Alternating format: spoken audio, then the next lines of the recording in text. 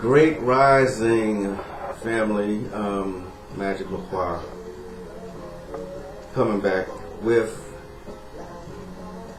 a production from Magic LaQuar, Productions. Remember, you can always find me on Facebook. I am listed there exactly as how my name is spelled here. And today what I want to tackle is Love and Lust Part 2.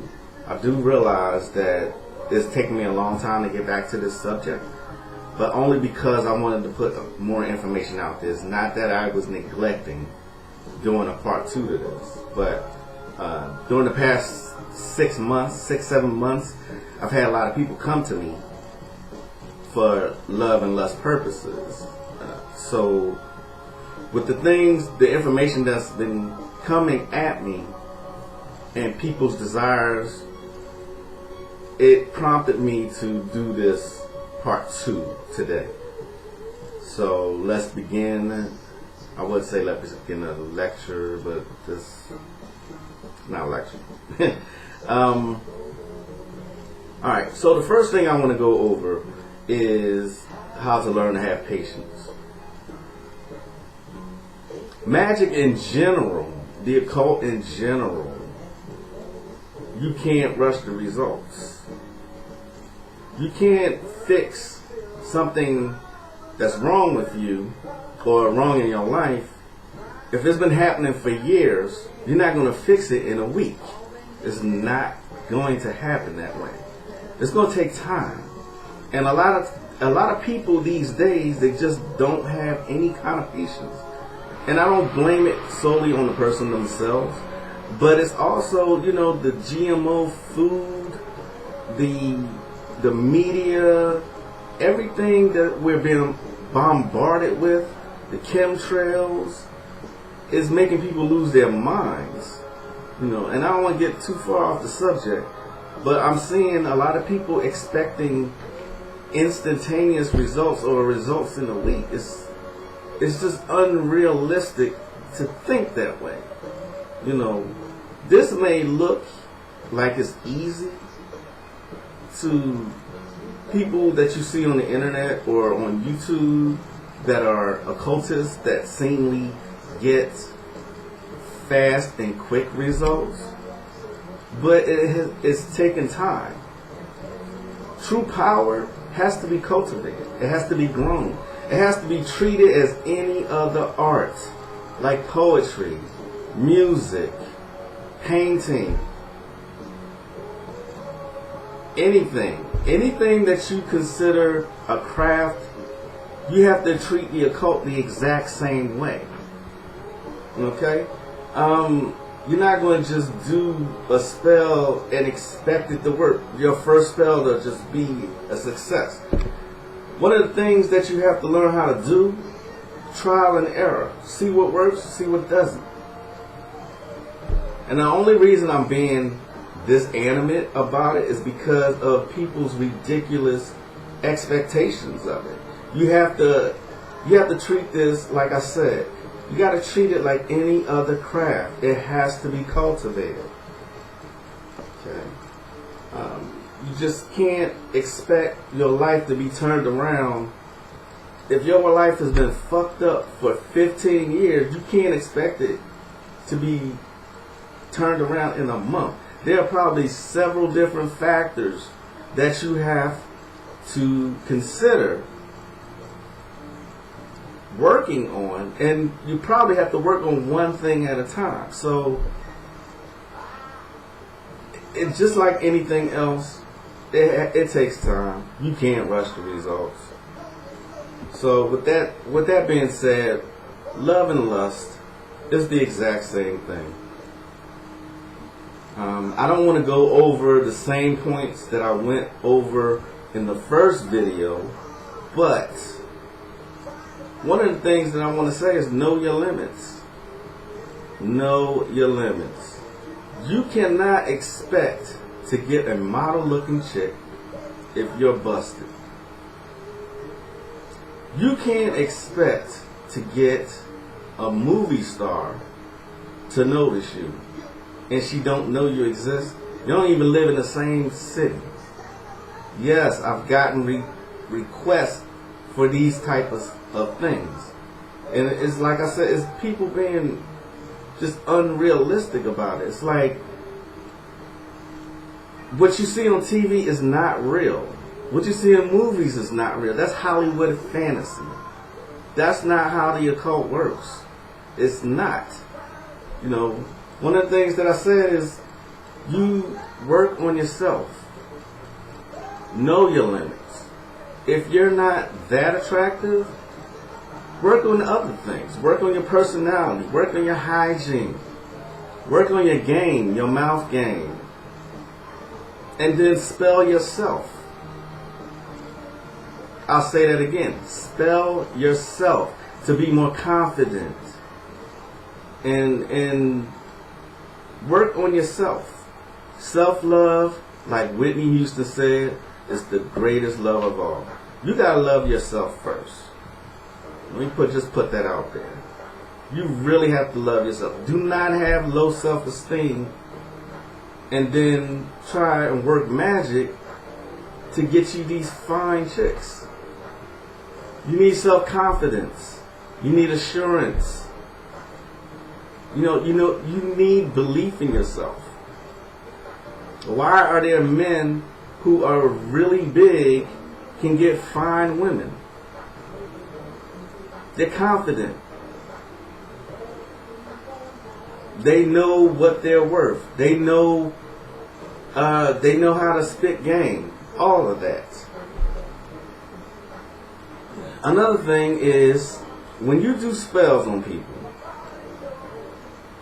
you gotta give it time to work. I said on my last Love and Lust video, I said 7 days. I'm gonna correct that. You should give it between 3 and 21 days. And during that time, I know it sounds very hard. During that time, do not worry about it. Don't constantly think about your working, because what's going to happen? You're going to invoke the law of reverse, and the opposite will happen.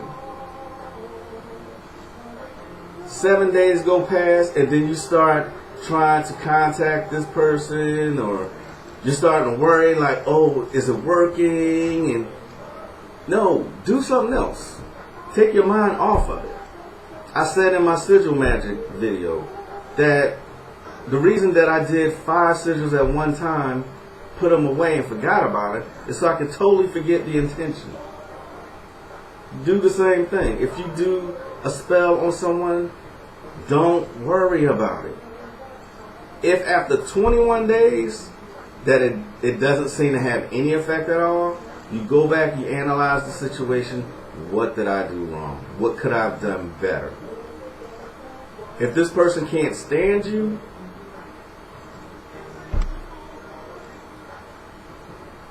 now, you can bring somebody back that can't stand you or hates you. I mean, I don't know why you would want to do that, but people do want to do that. If you are trying to get, if you're trying to get a lover back that dumped you, first of all, your ego is probably bruised because of that happening. Think about that one. Secondly, I'll say it again, like I said in the first video, they left you for a reason. Think about that reason. You can bring them back. You bring them back, it's probably not going to be the same way that it was in the beginning.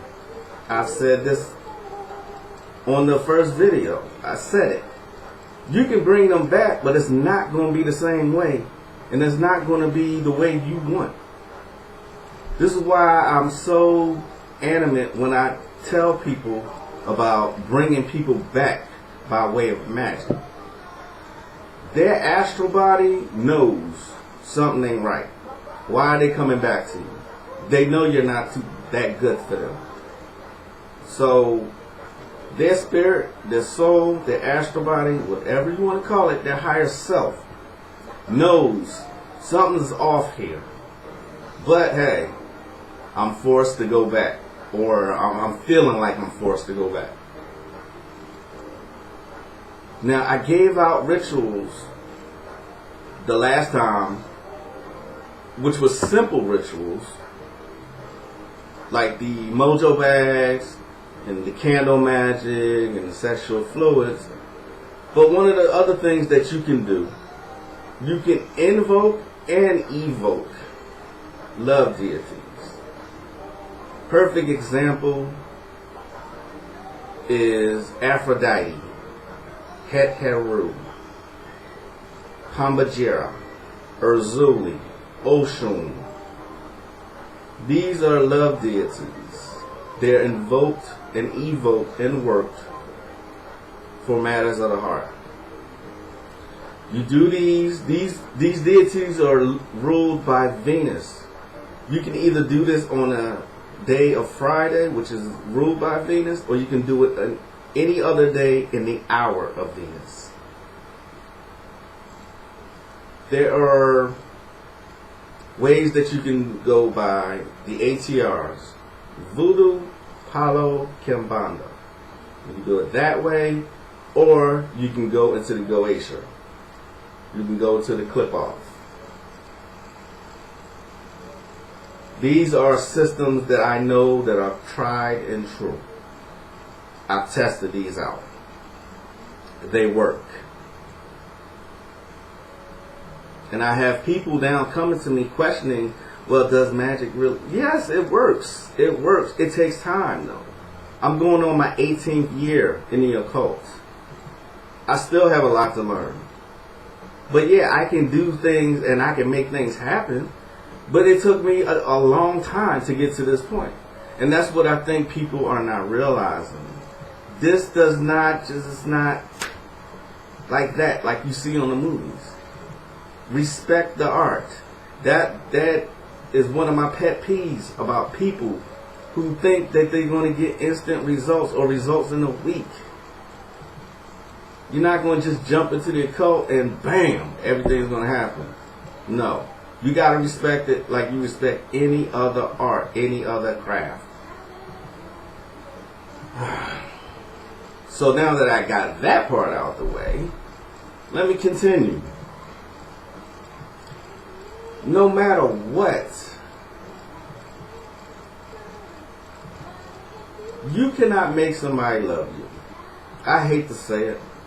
You can bind somebody to you, and you can get somebody to come back to you for lust reasons or whatever.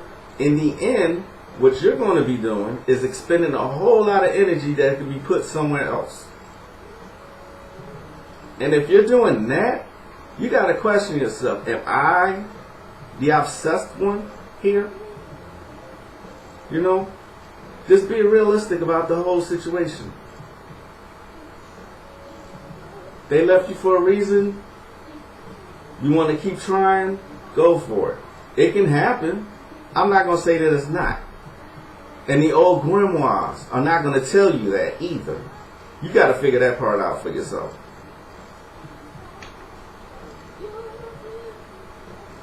That person, if you constantly are doing rituals to bring a person back to you, that person may end up actually hating you. Because like I said before, you're putting out all this energy into their aura when deep down inside they don't want you. They may end up hating you. They may be with you, but they may end up hating you. Now, I know this doesn't sound like much of a love and lust instructional video, but I'm just being honest, you know, because of the requests I'm getting. And can you help me do this? Can you help me? Yeah, I can. But I just want to be realistic about some things. Like, for example, I had a client a couple years ago who was a 40-year-old Turkish man. He wanted a 17-year-old Islamic chick. Now, what he didn't tell me at first, let me backtrack. We got it to the point where he broke through. He was able to get her to at least start talking back to him. because for some reason she broke it off. Now, if I remember the details of this case in particular, he didn't tell me at first how extreme of a Muslim she was. Now, Muslims pray 5 times a day, if not more than that. Those prayers that they do in their native tongue, they work. And what they're doing is expelling, and they say it, they're expelling any kind of sorcery or spells put on them. He didn't tell me until after the fact. After the fact, when we were working about a month, then he decided to tell me how much she's into the religion. I'm like, you've got to be kidding me. With that kind of dedication to her religion and prayer, nothing I do will work. And it's not that I'm not able, it's just that she's counteracting it. You got to be aware of every single factor here. You know? That's just an example I thought I would throw out there. You know, morally, I always thought at the back of my mind, why would a 40-year-old man want to, she was either 17 or she was 19, but I was like, why can't you just get somebody your own age? But, you know, I don't judge, and that's their thing over there. So, maybe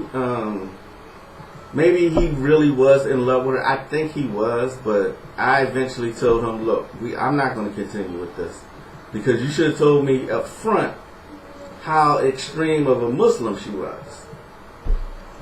Anyway, continuing. People get into the occult for the wrong reasons.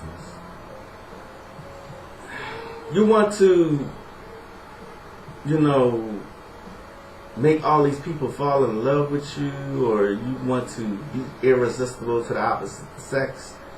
You want $1 million. I mean, it's for the wrong reason. And when you start working with spirits don't respect that shit. They really don't. They like, you coming to me with this? Like, seriously?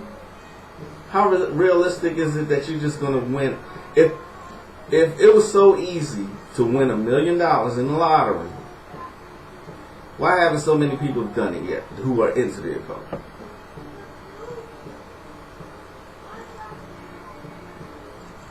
That was my dramatic pause there. You can't go by one single grimoire either. I've had people come to me and say, well, that's not what the book says. Yeah, no, that's not what one book that you read. You got to read multiple things. It's like putting pieces to a puzzle together. You know, you got to figure things out for yourself.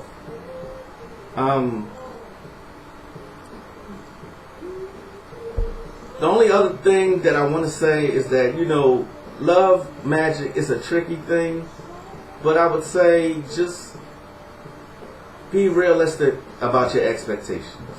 Be realistic. Factor in every single circumstance that led you to this point where you want to use magic on a person in the first place. It's not a warning. You do what you want, but when you're not being realistic about it, or you're ego-driven about it because you're hurt, it's usually not going to end up well. Another thing is to forget your intentions, and yet another thing is you work with these love deities, they will bring you what you want. It goes deeper into, or I should say, it builds upon any spell work that you've done. Now you're crossing the realm into ritual work, which is fine. But if you're just coming to the cult and then attempting to do ritual, I wouldn't suggest that either, because you have to learn to do spells first. See how that works? You have to build upon things. Alright. I can be reached at Facebook under my name, Magic Lacroix. My products are for sales. Any occult supplies that you need, www.themagicalelitesupplyshop.com.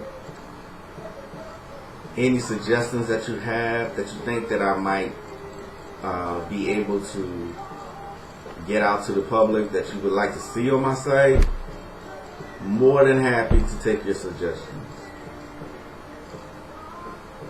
If there's needed for a part 3 to this, it depends on the request that I get, because I can still go deeper. I just wanted to give a refresher here to get people to start thinking, why are you doing lust magic in the first place? Why are you doing love magic in the first place?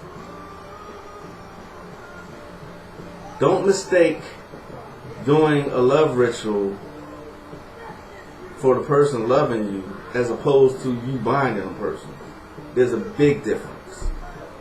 Because if their heart is not in it, their heart's not going to be in it. The old grandmas, they're not going to tell you that. This is Magic Papa. I'll see you next time. Y'all have a blessed day. Peace.